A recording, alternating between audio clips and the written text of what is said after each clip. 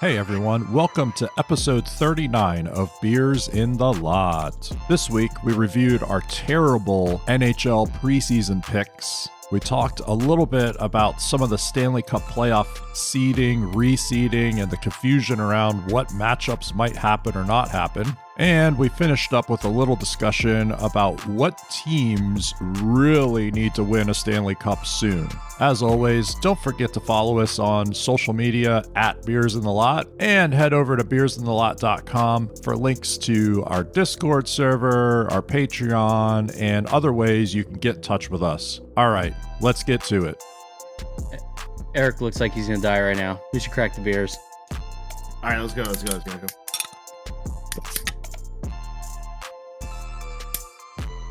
Oh, the zip off of that Coors Light. The That's twist what it off was. on those rocket ships is not satisfying at all. Oh. The mountains are blue, so I don't care. I'm drinking a Coors Light.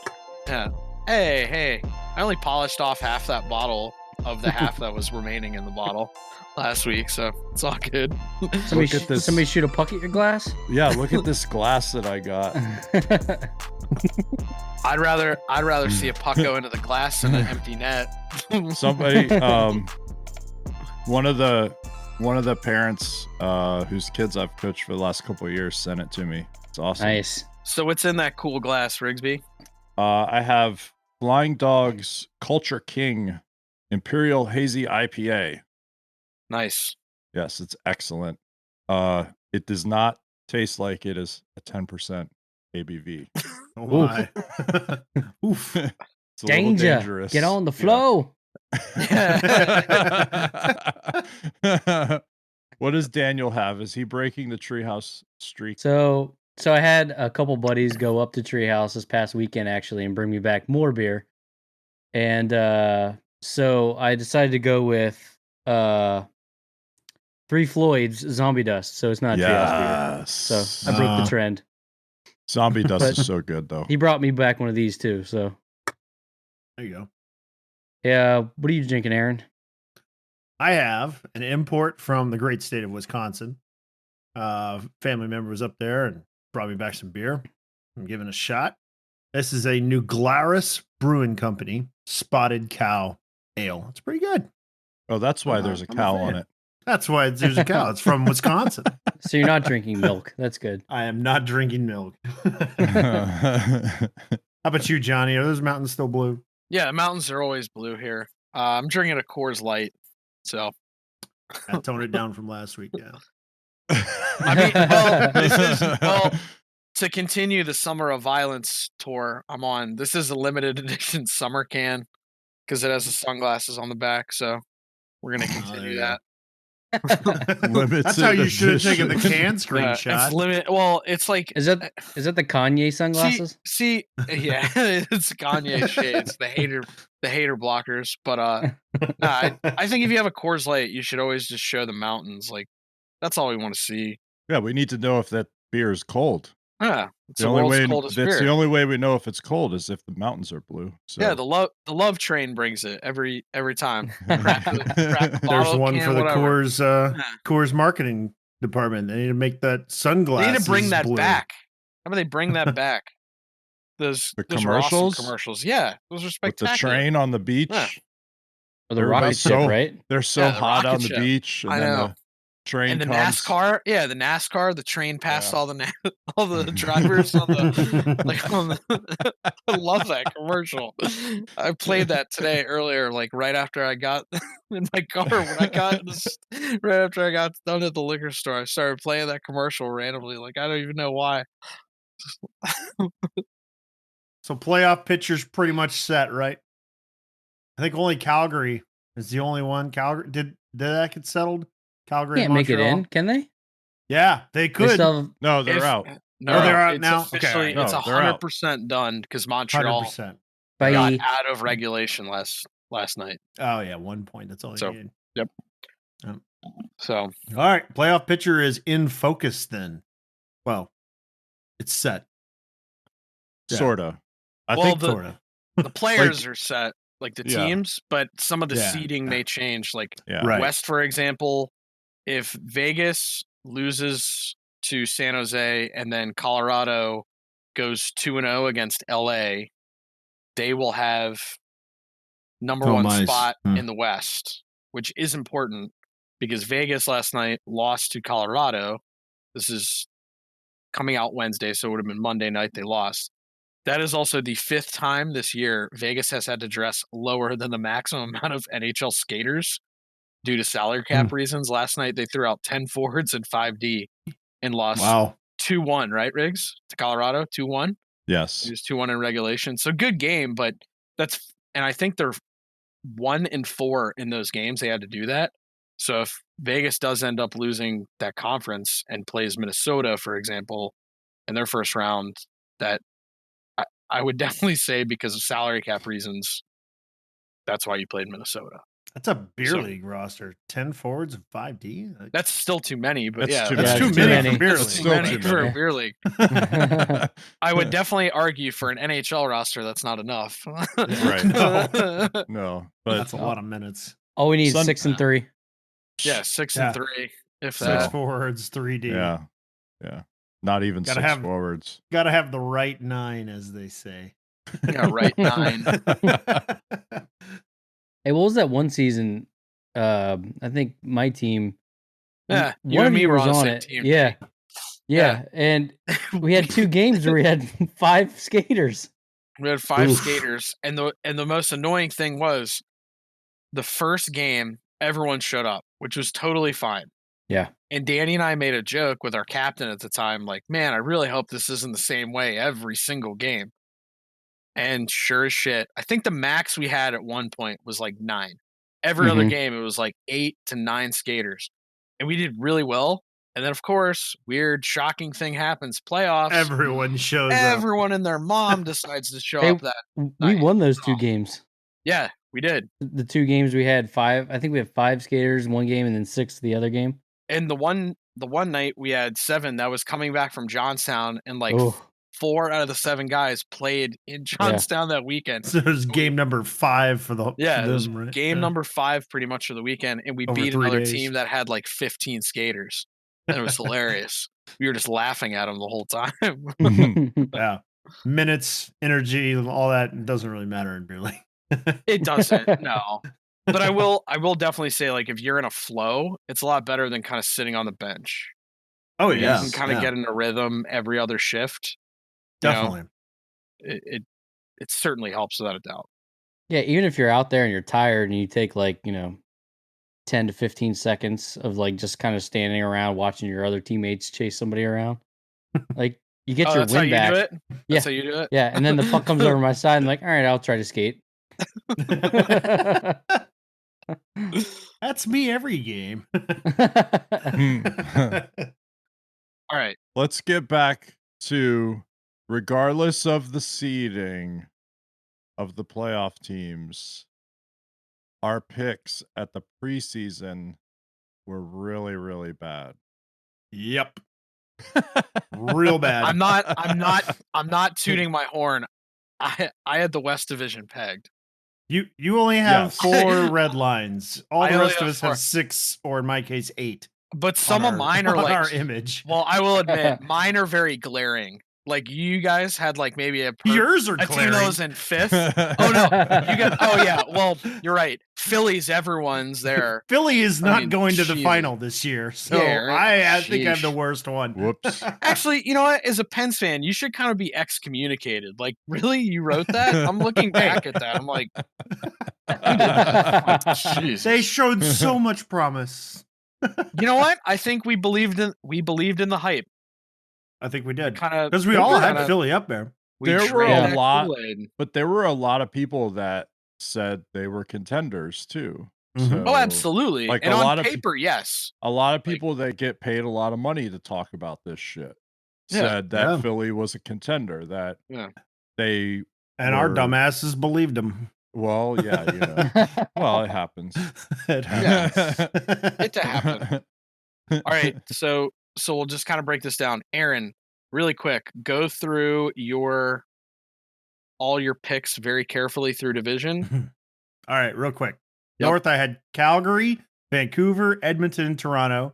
In Central, I had Dallas, Tampa, Carolina, and Columbus. In the West, I had Vegas, St. Louis, Colorado, and Arizona. And then in the East, Philly, Boston, Washington, and Pittsburgh, with Vegas, Tampa, Philly, and Edmonton in the semis. And the cup final going to be Edmonton and Philadelphia, with Edmonton winning. All right. Needless to say, 8 of those are incorrect. Where's Borat yelling at you? Not. Like, that's what you need. All right, Danny, run through yours really quick, please. So East, I had Philly, Boston, Washington, and Pittsburgh. Central, I had Columbus, Dallas, Nashville, and Tampa. West, I had Colorado, St. Louis, Arizona, and Vegas. North, I had Toronto, Edmonton, Calgary, and Vancouver. The semifinal is Boston, Toronto, Colorado, and Tampa. The cup final will be Toronto and Colorado, and the winner, I have Colorado. All right. Riggs, run through yours. In the North, I had the Leafs, the Flames, Habs, and the Canucks. In the West, Vegas, Colorado, St. Louis, and who else did I have in the West? You had the Yotes. Oh, that's right. I had Arizona. Whoops. You and me both. In the Central, I had And me. Dallas, right? Coming off the cup final appearance. Tampa, Carolina, and Nashville. And if I remember correctly, I was on the fence on Nashville, but that was a good pick. Yeah. In the East, just like everybody else, I had Philly, Caps, Bruins, Pens. Going into the semis, I thought Leafs, Avs, Stars, and Caps. And I thought, just like Danny, Leafs and Avs for cup final with Thick Boy Hockey raising the cup at the end. Ooh. Oh. So really, really quick. So for West, Vegas, Colorado, St. Louis, Minnesota had a clean sheet there, shockingly. Central, I had Tampa, then I had Columbus, who I think finished like dead last in the league. Dallas, I should have just believed they weren't going to score goals. I had Dallas, and I had Florida. North, I had Toronto, Edmonton, Calgary, Winnipeg. And the East, I had Washington, Pittsburgh, Boston, and the team who shall go nameless. I hate Gritty. He sucks. Semifinals, I had Vegas, Tampa, Pittsburgh, Toronto. Cup final, Vegas and Toronto, with the winner being Vegas. So from that, I kind of noticed that you had Florida on there. What made you pick Florida at the beginning of the season? So they were trending upwards for a long time. And I guess this year it all finally clicked. Like Johnny Huberdeau's playing really well. Barkov's pretty damn good. They're getting secondary scoring. I did not expect that they would have a goaltending controversy because I actually thought Bob would do really well. Ekblad's hurt. So we'll kind of see like how they shift and what happens. It's going to be cool for the playoffs because it's the first time Florida and Tampa are meeting in the playoffs. So that'll be kind of cool to see. And to be honest, dude, that division I was like pretty low on anyway, the Central. So I picked Florida. Columbus, I was hoping they'd do better. We can all say they were a train wreck, right? They nosedived. I think that was a train wreck. And Dallas, I got bamboozled into them. But yeah, I don't know. We all drank the Calgary Kool-Aid too. We did. Such a disappointment. I was really upset because like they had Markstrom, who's a good goaltender. Like look at Vancouver. They clearly suffered because they didn't have him. And offensively, like Monahan, Gaudreau, nothing. Gio, nothing. Kachuk. Yeah. I mean, Mangiapane is the only guy that like really had a good season for them. Yeah. It's just so disappointing. Man. Oh well. And especially in that division, like they match up. Because I remember us talking, like Calgary matches up really good on paper on all those teams. There wasn't a team where you're like, yeah, they can't beat them. I thought they would finish second. Yeah. Like I I legitimately thought they would Yeah. finish second. Like, because I looked at like Edmonton and I was like, oh, they have Dreiss and McJesus. So like that's all they have. But Actually, I saw this awesome stat today about Connor McDavid. McDavid had more points in his last 14 games to break the 100-point mark than any New Jersey Devil had the entire season. I was like, what? I saw that. I'm like, that's insanely impressive. He drug them into, the top 4 and then into the second spot. And obviously. he's like 20 some points clear of Marner and Draisaitl, which is just amazing. Yeah. In general. You think he'll be able to keep that going in the playoffs? They'll have to if they want to advance. Can he? Can he continue dragging the team? Well, right. So that pace, no, but could he like take over a game or two in a series? Absolutely.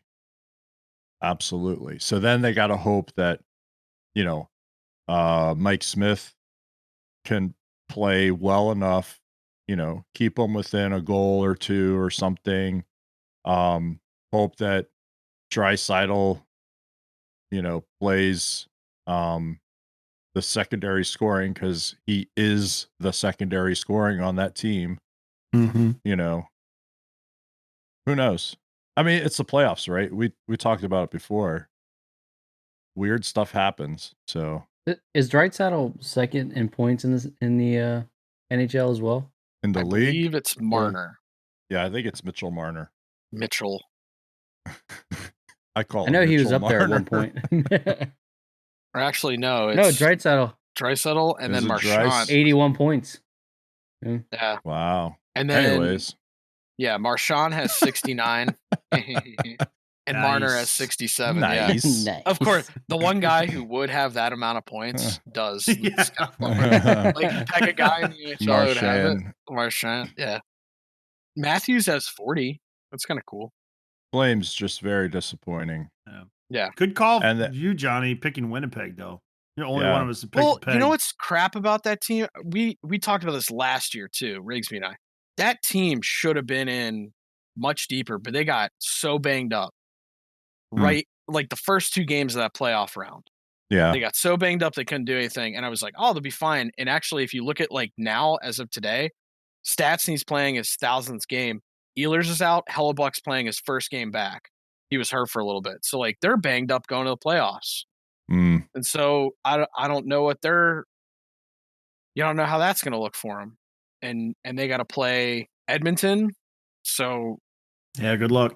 They're a team that could handle Connor McDavid and Draisaitl. I think they're built to do that. They're a smart team. Paul Maurice is a smart coach, and they do have like a lot of good players. They're deep, but I don't know. Their blue line is very thin, but so is Edmonton's. I mean, so it's more goaltending, and I like Connor Hellebuck over what Edmonton has in there too. Yeah. So. And then we all picked the Philadelphia Flyers in the East Division. Again, Carter, you're ripping my heart so out. Bad. Again, so we bad. all bought the hype. Yeah. I made fan art of Carter Hart. Fan art. Carter Hart in a Carhartt making art of a car. Yeah. That didn't help. Yeah, I sent it to him on Instagram. It didn't help. Yeah. Obviously didn't motivate him. We ate that cheese. Yeah, we totally ate that greasy cheesesteak. I mean, without a doubt. Like, I had no problem. Just like, And the thing that kills me, too, about that Philly, like, there's no rhyme or reason. I mean, yeah, Carter Hart had some struggles, whatever. They got smoked by New York, like, every time they played them. But outside of that, like, you can't pinpoint anything other than, like, Carter Hart was a little off, but they just. Well, they couldn't score. They couldn't score, and it doesn't make sense. Couldn't score goals, and then they weren't getting goaltending. So yeah. I will say this though: did you guys see Giroux's assist for Couturier's goal? The kick. It was a no-look kick to the back door, and Couturier had a layup. It was an awesome assist. Like, where was that all season? Yeah, it's amazing what happens, Aaron, when you're playing with no pressure or making the playoffs or anything. You play free and be creative, Yep. So, whatever. The coach is drinking on the bench, like, whatever, guys. You guys just do whatever. Yeah, he has a flask somewhere. He's probably pounding heaters in the tunnel. So, did you see what their management said, though? This is great. Oh, Lord. I can only Riggs, imagine. we posted it in our private chat. It came out of one of the guys who does Phillies. The Philly Broad Inquirer. Street. The Yeah, Philly Philly Inquirer, the beat writer Sam Carchidi, I think is his name. Okay. He said the Flyers management says that the off-season training limitations of the Canadian players really hurt them this year. So that's what they're going with. I had no idea that the Flyers had all of the Canadian players in the NHL. Somebody tell McDavid. I had no idea. Yeah, McDavid's from Newmarket, man. He grew up like 5 I saw him running sprints by the McDonald's in the summer. It's totally cool. Are you serious? Like, they actually said this? Yeah, if only Canada had ice rinks and gym equipment. Think about this. Think about this. This is coming from the same organization who their owner a few years ago said they have a tradition of winning. And I remember like scratching my head going, huh? Like, when? Just, huh? When was the last cup? This is before I was born. Okay, never mind. Like, yeah. I'm telling you, talk about some, man, see, that other side of the state, you can't trust those guys. I like how we're just going off on another hate fest on Philly. Oh, well, it's so easy. It's so easy. The other thing they said, if you read the whole article, which not a lot of people do anymore, they just read the Twitter, right? Mm-hmm. Well, yeah. 140 characters. They also called out all of their younger players, which they have a lot. And I believe the GM said all the young players but Farabee underperformed. That stings. Wow. And going into the next season, they're a young team, right? Like they're they have Voracek, they have Giroux, they have Couturier, Konecny, like these type of guys. Yeah. Protect Konecny. But the rest of the team it's a young team, right? They're in a transition period. Like, I don't know if you should be saying that on the Zoom calls. No. Well, and especially too, like how many of those kids maybe, with the Seattle expansion looming, maybe they go to the management and go like, hey, put me on the unprotected list, please. Right. Like they could, that's the other thing. I think, they can just go, I don't want to be here. Appreciate it. Thanks. I would be curious to see too, like how many.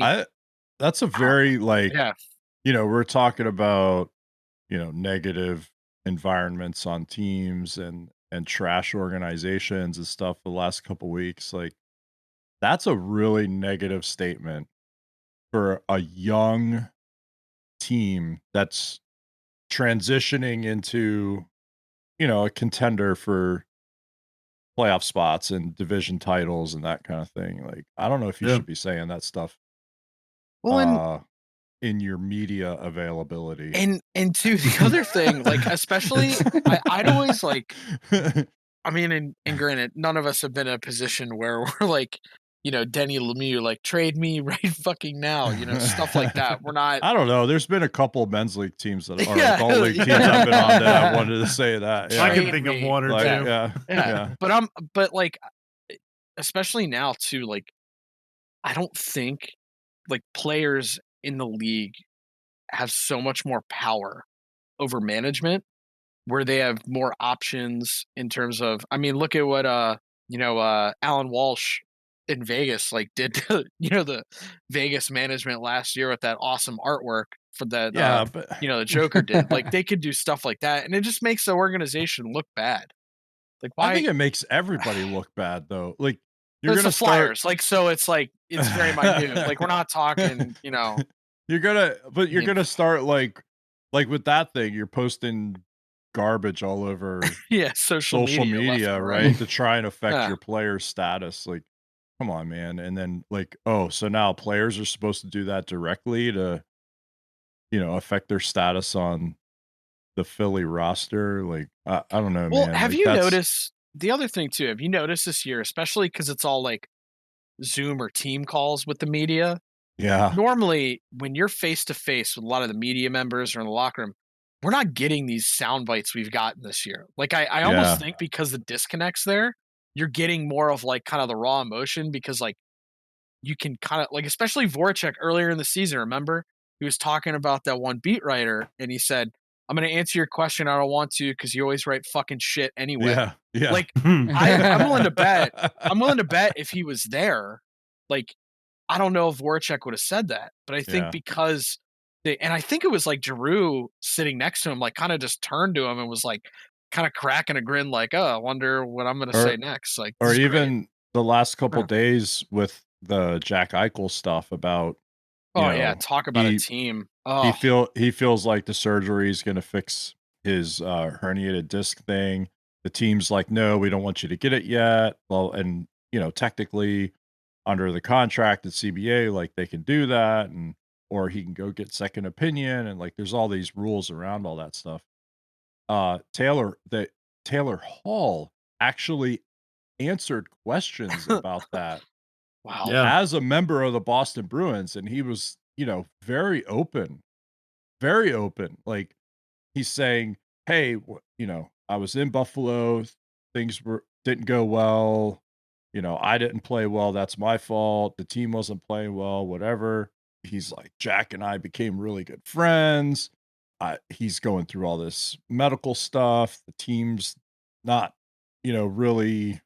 He didn't say it in so many words, but it was like the team's not really helping him get to the place that he feels like he should be at in a certain time. And, who knows what's going on, but I thought it was really telling that like Taylor Hall was that open about that whole situation. Well, and Yeah. That's I wild, know, man. and I know I shared it on the group text. I don't know if it was like earlier this week or late last week about Ristolainen.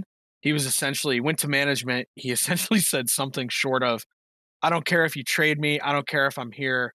I'm just sick of this." Like essentially, like I'm sick of just like the same stuff over and over every year. Yeah. Like and the fact that he just straight up said, "I don't care if you trade me. I don't care if I'm here." Like that almost sounds like he's like done. Like that's upsetting. I mean, Yeah, you it's tough. you even hear some of the guys like in Ottawa this year during like, the last couple of weeks, they've been like, we are making strides. We are tough to play against. Like that's a team that has pretty much been in the bottom of the league the entire time. Now, granted, I think like their last 20 games, they like are doing pretty damn well, but they're like dead last anyway. But they're like positive about everything. They're not negative. And if you look at Buffalo and then in Philly, it's like that those two organizations I would say are a little ahead on paper of what's in Ottawa, but it doesn't feel like it. Like the on Right. ice product shows different and the management too. Right. So I want to talk about the postseason matchups All because right, there's let's some do it. confusion, I think. How? I think that How's there there's some confusion. But how's there Because, well, confusion? obviously we were confused about who was going to go to them. But now that we know, we should. I kind of want to look at some of these because it's possible for a couple of East teams to play against each other for the Cup this year. Like that's a possibility. Teams that are typically in the Eastern Conference. Well, how does somebody explain? If they reseed it 1 through 4 at the Yes. semis, so Yes, that's what I want to be. the only way two East teams could technically play each other, technically keyword. Granted, if the top seeds lose, then it's all fuck. So if Carolina advances and Vegas advances, they are the number 1 and 2 seeds. So they will not play each other. They both have 80 points. That means Toronto with 76, Pittsburgh with 77, So that would mean Pittsburgh would play. Who has the higher win percentage? Pittsburgh would play Carolina, which is good. I hope they don't make it anyway. And then Toronto would play Vegas. So if they were to beat those two teams, it would be a Pittsburgh-Toronto final. Which that'd be cool and all. I just think that it'd be really, really cool to see a matchup that can't ever happen. Like, I think that'd be neat. At the same time, I also want to see the Avs win, honestly. Yes. Well, second to Pittsburgh. I want to see Pittsburgh win. Then I want to see the Avs win. But, you know. All right, so hold on really quick. So we'll go through some. I'm going to name 5 teams. So Toronto, Edmonton, Montreal. Let's go Avs and Vegas for fun. I'll throw in Minnesota, so 6. Out of those 6 teams, what team probably needs a cup more than any of them? Minnesota. Montreal and Toronto for me. There's I top say 2. Montreal. Toronto needs a cup the same way the Rangers needed one in '94. Like, it's just been so long. Vegas doesn't need a cup. They're young. They can wait. Yeah, but I think with their cap issues, they need to figure this out quick. Montreal needs it for the safety of the city. Yeah, you're right. Minnesota, though, I think it's found money for them. I think they're fine. Like, they know this is going to be I wouldn't call it a rebuilding. It's definitely a retooling, if you will. They are ahead in the process. They're a little bit ahead of where they should be, and it's all due to Kirill. Yeah. Kirill Kaprizov has accelerated their progress. Toronto, I think would be good. I would also say Vegas or Colorado. I think Colorado is going to have some cap issues upcoming because of the McKinnon deals on the horizon. That's going to be huge because McKinnon's worth every penny, right? I think we all agree with that, right? Oh yeah.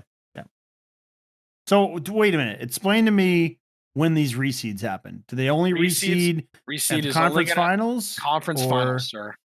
Okay. Conference finals. All right. Yeah, but there's no conference. Well, the NHL semifinals. Yeah. Or they should rename it Challenge Cup for this year. They should just rename it that. Like, just have this a Challenge Cup. Because I honestly like this format. I think that they should keep this format. You do know that this is very similar to the original format with Wales, Campbell, blah blah. Right. Yep.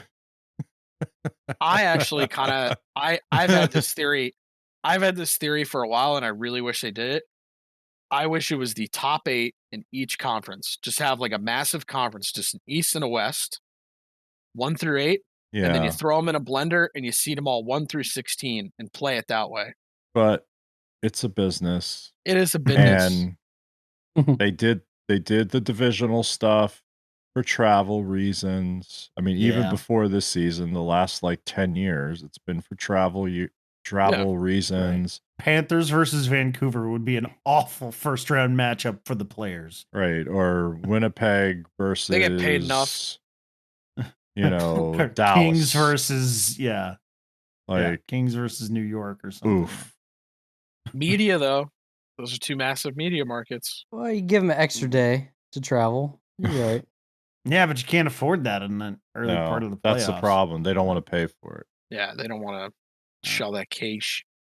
It would be good though for maybe semis. Just always reseed it. That could be fun.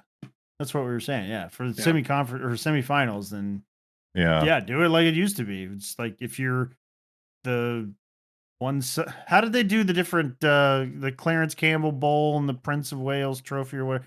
How did they differentiate? Well, they were who got who. I don't remember, dude. Well, I do know that was a big thing. It's been so long. I don't remember. Remember that was the big thing in '93 when the Montreal Canadiens won because LA beat Toronto in the conference finals. If Toronto ended up winning, even though Gretzky had to stick Gilmore, they would have played Montreal in the Stanley Cup final day. Yeah. Well, also back then, Toronto was in the West. Yeah. West. I'm using air quotes. Air quotes, yeah. Right. West. They were in the West. And then Yeah. when it turned into the Western Conference, they were still in the West. Yeah. Right. For a little bit. Yeah. So that's why that happened. Yeah. Darn expansion teams in 67 just threw everything askew. Right. I do know that some people at the beginning of the season, I saw a lot of people who were bent that the North Division was going to get a free pass to the semifinals, because if you've looked at the results of the playoffs for the past, I don't know however long it is, it's like a decade or something. Hasn't been a Canadian team in the conference finals for a long time. Sorry, the semifinals for quite a while. I'm pretty sure it's blame Canada. Blame Canada. Yeah, and their inferior training capability. Yeah, what are those Canadian teams going to do after a long playoffs? They haven't had time to recover in an ice rink or a gym. They're going to be so lost. Yeah. The AAA teams and junior kids weren't training on ice all summer long. Yeah, exactly. Right. So NHLers couldn't get on the ice either. No way. Well, and the people that are complaining about that, like, it's a state There's of the only a world right person. now. Yeah. There's only a person. It's the GM of the Philadelphia Flyers. Oh, There's gosh. one person. Yeah, he's complaining about the Philly or the Canadian training capabilities. Going back to that. Yeah.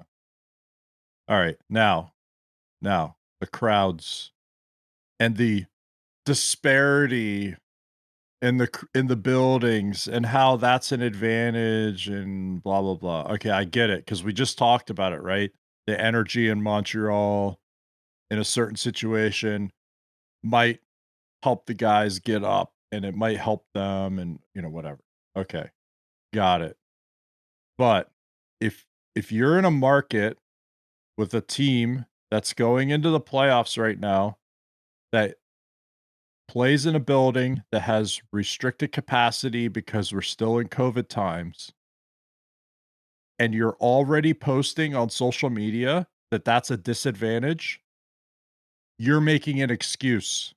You're already hedging on your team, right? If you believe your team is that good and should win a series and should go far in the playoffs, don't post on social media about how, our building is only allowed to have 10% capacity or 25% capacity, and the other team we're playing is allowed to have 50 or full or whatever, so they have an advantage. No. You're hedging, and that's an excuse. Yeah. Well, and it's also, I don't want to hear it. I hate to That's say the same excuse. It's also a safety thing. Like, that's your state. Yeah. It's the same excuse that you would use about officials or, what video review or whatever. Like, no. Well, our tape shipment didn't come in, so all the players had to use black tape. And some of them don't like using black tape, so... And some like using black tape in the first period and white tape in the second period and black tape in the third period. Like, come on, man. Like, some of them are Canadian and don't have the same conditioning that everybody. Some of them. All right, that's it for this week. Remember, you can connect with us in between episodes on our social media accounts at Beers in the Lot or on our website, beersinthelot.com. If you like what you heard on this episode, be sure to tell your friends, family, teammates, whoever about Beers in the Lot. Thanks for listening. We'll catch you all next week.